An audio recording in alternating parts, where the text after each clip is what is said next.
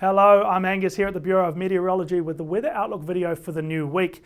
If you're looking for the latest track maps and warnings to do with Tropical Cyclone Jasper, we have a separate video for that which you can find on the front page of our website or through our social media channels. But there are some other big weather stories happening around Australia at the moment. The first of which we'll touch on is a severe thunderstorm outbreak in the south. So let's look at the radar imagery from this morning across South Australia, where we can see this band of severe thunderstorms has been steadily building through Monday morning and afternoon.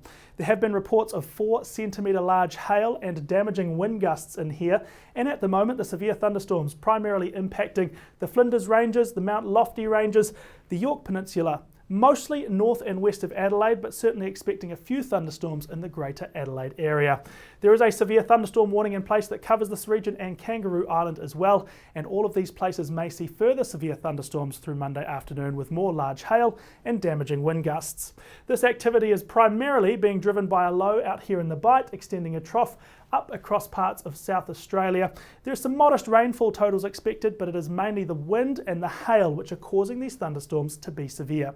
How does this change over the next few days? We do expect a reprieve on Tuesday. The low continues to hang out in the Bight, but it loses some of its support from the upper atmosphere and it loses a bit of its energy. There will be further showers across southern South Australia and maybe an isolated storm or two here or there, but the widespread thunderstorm risk does decrease. However, pushing through the week, we expect some reinvigoration of the system as the low starts to move to the southeast on Wednesday, spreading a band of precipitation and stormy weather across Victoria, including through Melbourne through the second half of the day.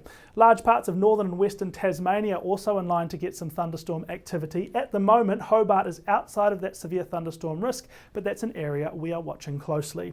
Into Thursday, we continue to see an eastward movement of this weather system, bringing wet and possibly stormy weather through coastal parts of New South Wales, meaning the next round of thunderstorm activity for Sydney and other populated parts of the New South Wales coast could be on Thursday afternoon, with some heavy rain, some damaging wind and some large hail a possibility along this coastal strip.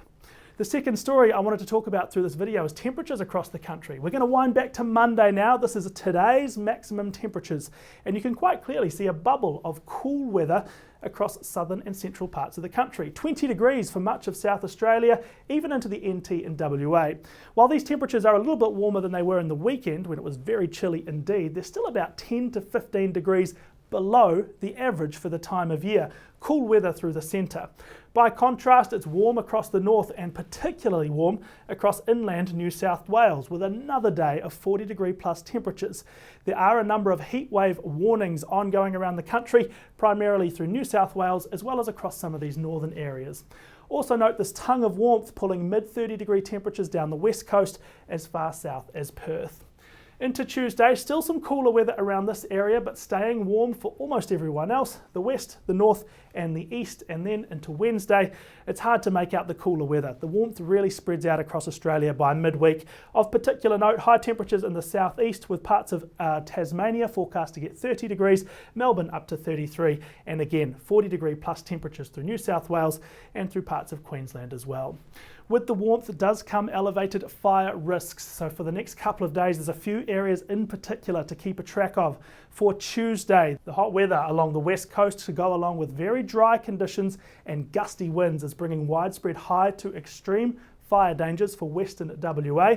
And then the next day into Wednesday, it becomes the southeast of the country. Combined with the thunderstorm activity, the warm weather and the gusty winds, we see a lot of high to extreme fire weather risk down in the southeast of Australia by Wednesday.